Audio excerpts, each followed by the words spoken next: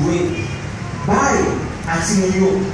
On apprend Timonio la crainte de l'Éternel est le commencement de la sagesse. Et c'est ça qui permet Timonio de venir des témoins authentiques de la vérité. Il ne faut pas craindre mon Dieu. Vous faites n'importe qui bagaille, vous dites n'importe qui bagaille. Comme on va apprendre si nous savons rien la crainte pour mon Dieu. La discipline, il doit inculquer avec amour et persévérance. Nous devons expliquer Timonio que toute bagaille qui existait soumettre à des lois et désobéissance à la loi a conduit à coup sûr à la souffrance et à la ruine. Pour apprendre Timonio a dit toute bagaille qui existait, il y a des principes. Ou pas qu'à décider maintenant vie ou vous plaît. Et sous franchir telle ligne, mais ça a privé. Sous déranger à tel principe, mais ça a privé. C'est dans le foyer que ça peut commencer. Et la discipline de nos foyers, de nos écoles doit être rédemptrice. Ça doit aider les enfants à affronter les difficultés de la vie. Mes amis, chers frères et sœurs, dans le foyer, c'est là, toute bagaille, ça va commencer. Et si parents, pas en mesure pour faire, c'est à coup sûr, la communauté a pas payé conséquence. L'église a pas payé conséquence. Et la nation a payé conséquence. Si nous pas prendre responsabilité de la famille. Et vous manquez, chers amis, pour que ça soit capable d'augmenter les moyens, lui mettre active pour capable de prendre Timonio de l'église là. Il va tout bagaille, il montre tout bagaille pour capable attirer l'attention. Mais si nous-mêmes en tant que parents, nous ne pas attirer l'attention de Timonio vers Christ, eh bien, nous allons attirer l'attention vers l'autre là. Quand nous surveiller en pile, quand nous placer Timonio dans des endroits côté que la Bible y enseignait, côté que la loi de Dieu y observait, c'est là pour nous placer Timonio. Nous ne pouvons pas aller Timonio n'importe qui côté. Nous ne pouvons pas décider d'aller Timonio n'importe qui côté pour qu'elle apprenne n'importe qui bagaille. Chers parents, chers frères et sœurs, mon Dieu m'a mis des responsabilités. Nous ne pouvons pas donner Timonio à la boucherie. Nous ne pouvons pas donner Timonio à la boucherie. C'est une responsabilité que mon Dieu m'a donnée. Parce que, on pense qu'il dit, et au moins 6 premières années, Timonio m'a fait venir moins vrai. On va citer dans le monde dit comme ça. Les premières années de l'enfant sont très importantes. Et c'est peut-être ce pas la première année, pas n'importe qui monde. C'est là où on va former le caractère de Timonio. On pas qu'à la gueule de n'importe qui monde en tant que chrétien adventiste du 7e jour. Nous pas qu'à choisir n'importe éducation pour mettre Timonio. C'est une opinion de la famille. Et puis apprendre toute journée en parler nous qui s'affrontent à représenter dans l'éducation de Timonio. Mais après journée, il faut nous avancer. Il y a également l'école chrétienne.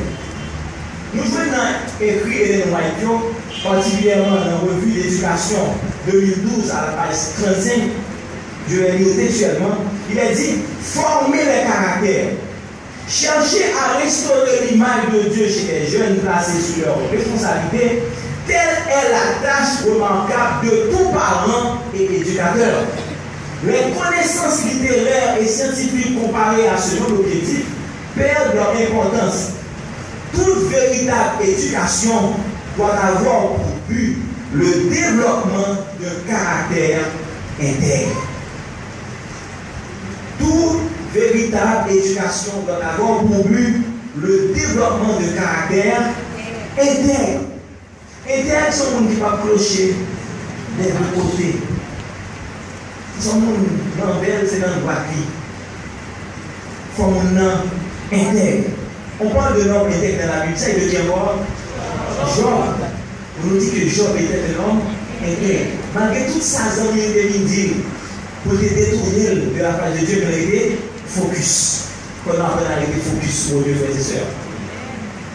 faut nous apprendre à rester focus. Et si nous-mêmes nous pas apprendre à rester focus, nous ne pouvons pas montrer comment nous rester focus. Mes amis, chers frères et sœurs, mon Dieu, il continue à utiliser l'école pour former des ouvriers qui peuvent accomplir cette grande chose pour lui. Mon Dieu voulait remettre Timothée à des enseignants qui dévouaient, des enseignants qui qualifiaient, qui consacraient, qui ont aidé Timothée, jeunes, à mieux connaître Jésus-Christ. Nous devons nous prier tout pour enseignants dans nos écoles adventistes particulièrement. Parce que tâche n'est pas facile. Il faut apprendre. Et même si tu es enseignant ou pas dans l'école chrétienne, vous pouvez faire preuve ça à tout en tant qu'enseignant adventiste. Soit travailler en tant que parent dans l'école adventiste ou ses professeurs. Il faut que vous appreniez à tirer ces notions. Parce que vous voyez l'image de Dieu qui oblitérée par le péché, vous pouvez restaurer le salon enseigné Timothée. Et dans la Bible, il y a deux exemples, nous avons plus que deux exemples qui doivent attirer l'attention, quel que soit parlant. La vie de Joseph et de Daniel. Ils ont illustré très bien la transformation que l'éducation chrétienne est capable d'opérer dans la vie au monde. Joseph avec Daniel. Joseph est choisi pour mener une vie qui est pure. Alors, il fallait tomber dans le péché de la fornication. Comment dois-je faire un aussi grand mal et péché contre mon Dieu? Daniel n'a pas voulu adorer la statue d'or. C'est parce que depuis tout petit, nous avons appris qu'il y a un seul vrai Dieu. Vous remarquez, nous disons ça, nous disons, il y a un seul vrai Dieu. Si la Bible dit qu'il y a un seul vrai Dieu, c'est qu'il y a de faux dieux. Maintenant, quand on dit dans l'école là, est-ce que ça va prendre? Est-ce que ça va prendre qu'il y a un seul Dieu? C'est un seul Dieu qui va mettre à genoux pour prier. Est-ce que dans l'école, c'est ça seulement qui va apprendre? Imaginons si pas ça va apprendre, mais qui a une confusion dans l'esprit. La caille, l'église, il n'y a pas de mon bagage. Et puis dans l'école là, il n'y a pas de l'autre bagage. Sans qu'à comprendre bien, parce que même de vivre ça, de l'école qui est prête. Vous comprenez ça bien. Chers amis, chers frères et sœurs, l'œuvre de transformation, c'est un processus qui est graduel. Et c'est seul par la puissance dynamique du Saint-Esprit que nous sommes capables de permettre à Timothée, nous sommes capables de développer l'image de Dieu qui est perdue par le péché dans Timothée. C'est seul par le Saint-Esprit que nous sommes capables de faire ça. Et utiliser les images qui sont présentées dans la Bible, les histoires bibliques, des hommes, depuis tout petit, bon, parents, ils ont mené sur la voie droite et ont laissé marcher sous lui. Et lorsqu'il a grandi, il vient témoigner de ça. La transformation, c'est là pour l'action et le témoignage. C'est comme ça que nous avons poursuivi notre chemin maintenant. Si on a transformation, on va faire une action, il va falloir témoigner, c'est que la transformation, ça va complète. Si vous transformez, ou pas cause une action, et ou pas témoigner de ça, transformation pas complète. Je dis à plus grand besoin que l'élève nous gagne, c'est une nouvelle naissance spirituelle. C'est une nouvelle naissance spirituelle. Mais pour ça, fait, on est des dirigeants qui consacrés, des dirigeants qui décident d'aller talent pour changer, pour la transformation de ces êtres. Par conséquent, enseignant chrétien, il doit toujours considérer l'enseignement comme un appel à Dieu pour préparer des vies, pour le témoignage et des actions nobles. Ce travail sont liés pour faire en tant qu'éducateur. travail, ou mettre en tête votre travail pour changer un comportement. Et pour le comportement ça a changé, ou même personnellement, ou bien en action pour faire. Chers amis, chers professeurs, c'est le deuxième pilier que Dieu m'aide pour capable d'aider l'éducation de l'école. Il faut choisir de bonnes écoles pour vos enfants. De bonnes écoles, là où la loi de Dieu est enseignée, là où on étudie la Bible. C'est là où nous disons. Le troisième pilier, c'est l'Église. L'Église. La Bible, il comparait une nouvelle naissance, ou du moins c'est la transformation du cœur, d'un coup, un pied bois, cap germé, ou mettons semence en graine qui subit toute une métamorphose qui a changé. C'est ça où les transformations. Et pour arriver en tant que chrétien jusqu'à la stature parfaite de Christ. Et qui, c'est dimension pour chaque chrétien vous-même, pour arriver sur Éphésiens 4, le verset 13. Chers amis, chers frères et sœurs, je l'ai dit, je vais le répéter, le but de l'éducation, c'est restaurer en l'homme l'image de son Créateur, le ramener à la perfection originelle. C'est ça, but de l'éducation. Favoriser le développement dans le corps, dans l'esprit, dans l'âme. Et c'est ça, bon Dieu voulait que tout éducateur lance la donne. Et c'est aussi le but de l'éducation de la vie en général. La transformation. Et je suis sûr que c'est avec raison que dirigeants choisi pour 5 ans ça va passer pour prendre ça, Seigneur. Transforme-moi, SPM. Seigneur, transforme-moi. Cette transformation, ça va permettre nous, mais différents que nous pouvons prêcher l'évangile pour Jésus qui a venu plus vite. Nous ne pouvons pas vivre dans le monde, ça, frères et sœurs.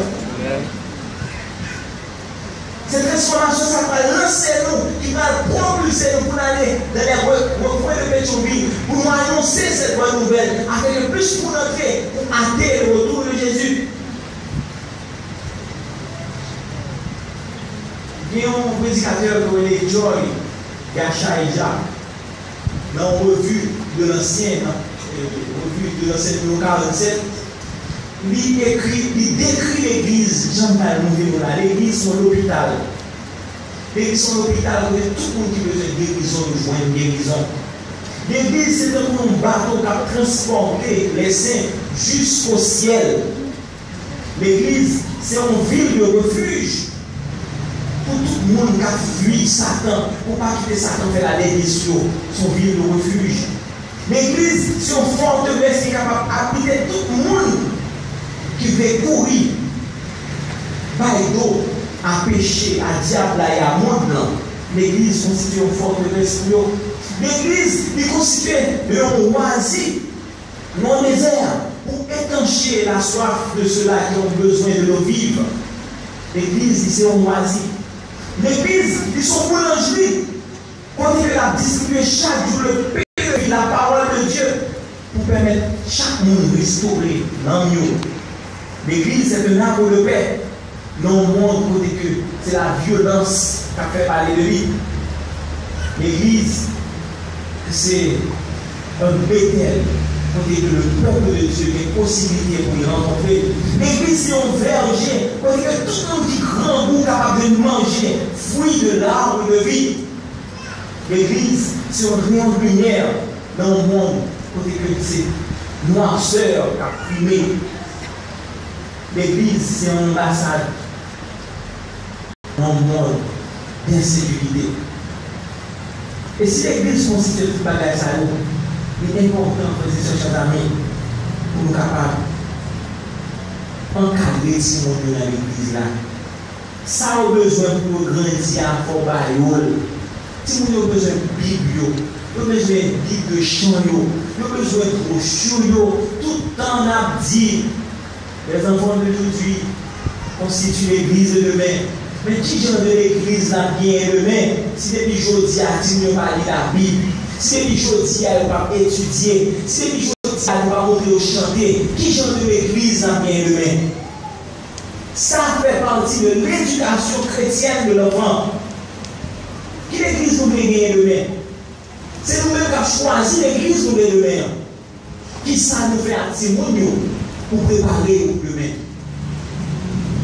Chers amis, chers frères et sœurs, ma vie de tout le monde matin, même si parler de ça dans la Bible là, dans Psaume 92, nous sommes d'ailleurs, les versets 13 à 16, il dit que les justes croissent comme le palmier, ils s'élèvent comme le cèdre du Liban, planté dans la maison de l'Éternel.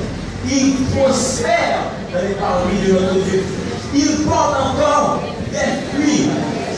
Bon verset qui dit, même dans la blanche vieillesse, ils sont pleins de sève et verdoyants pour faire connaître que l'Éternel est juste, il est bon rocher et il n'y a point de iniquité. Mes amis, chers frères et sœurs, l'éducation est la voie du développement physique, mental et social, spirituel. L'éducation est la voie du développement physique, mental, social et spirituel. La sœur Ellen White a écrit, et je cite, dans l'éducation à la page 133, il n'est aucune branche de légitime activité pour laquelle on ne trouve dans la Bible une préparation essentielle.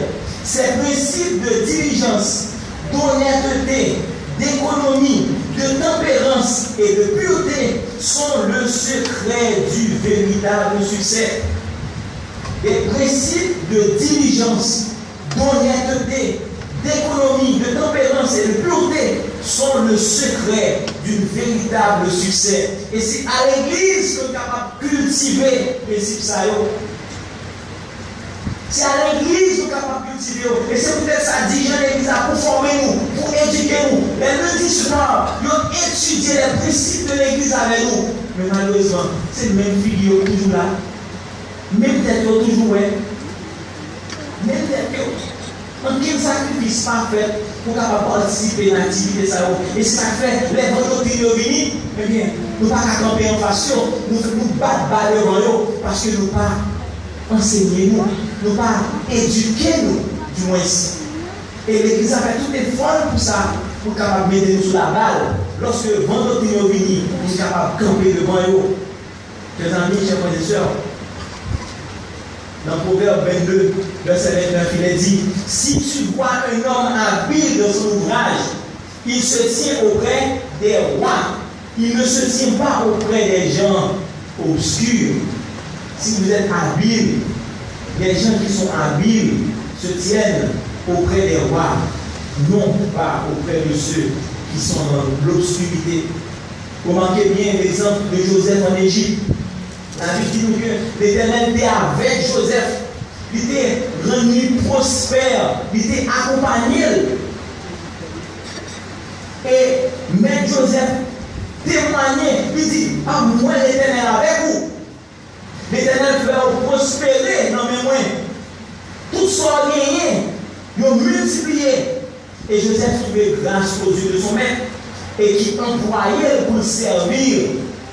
Chers amis, lorsque nous avons servi mon Dieu avec intégrité, lorsque nous avons servi mon Dieu avec fidélité, mon Dieu a béni nous, a transformé nous et a rendu nous prospères. Il faut que nous restions fidèles.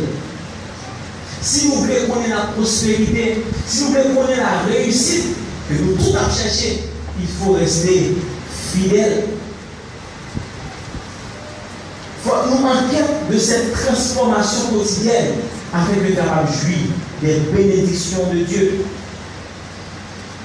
Chers amis, chers frères et sœurs, offrir une éducation de qualité, c'est une véritable évangélisation. C'est une véritable rédemption, car dit-on, l'éducation est rédemption. Lorsque nous travaillons dans la transformation des jeunes pour capables de grandir et prospérer, eh bien c'est un gros travail qu'on fait, un gros travail évangélique que nous mettons sous pied. Chers amis, chers frères et sœurs, je dis à bon Dieu donné des pères de famille pour prendre responsabilité. Bon Dieu donné, je dis à des mères de famille pour prendre responsabilité, pour transformer tête, afin que vous capable de transformer l'entourage. Je dis si vous question, si vous avez qui veut bouleverser l'esprit, c'est cette question de transformation. La graine, pour grandir, il doit mourir. Il doit décomposer. Alors, si vous pensez par là, jamais vu un bel fruit, un bel arbre, mais il doit mourir. Il doit subir une transformation pour qu'il grandisse. Et chers frères et sœurs, pour nous, ouais, mon Dieu, pour nous toucher, mon Dieu, nous avons besoin de cette transformation.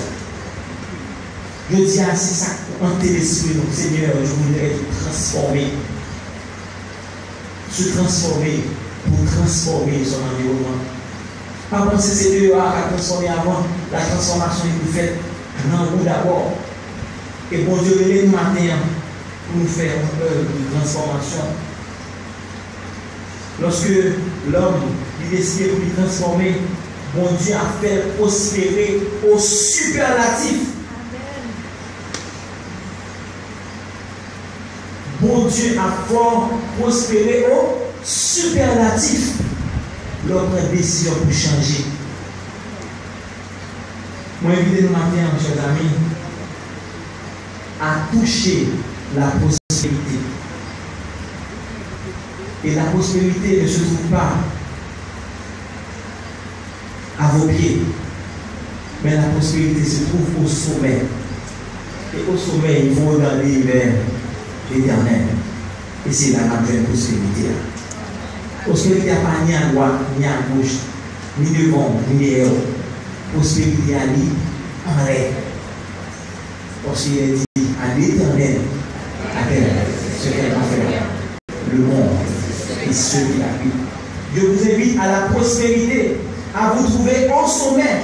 Car, nous dit la Bible, les justes croîtront comme le palmier. Ils s'élèvent comme le cèdre du Liban. Ils sont plantés dans la maison de l'Éternel et ils prospèrent dans les parvis de notre Dieu. Ils portent encore des fruits dans la vieillesse, même dans la blanche vieillesse.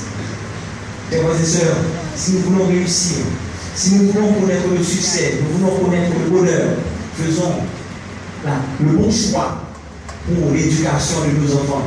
Soyons transformés par le renouvellement de l'intelligence, afin que nous puissions discerner ce qui est bon, agréable et parfait.